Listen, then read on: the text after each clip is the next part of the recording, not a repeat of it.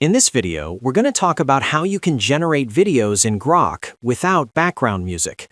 If you use Grok to create videos, then this video is going to be very important for you.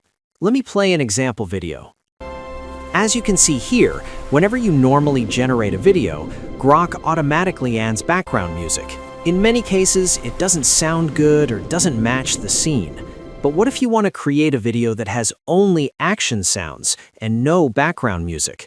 To do that, you just need to do one simple thing. At the end of your video prompt, type this, comma, no music, action sound only. Then press enter and generate the video.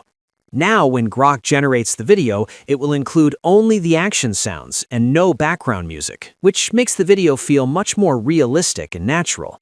You can see the result on the screen.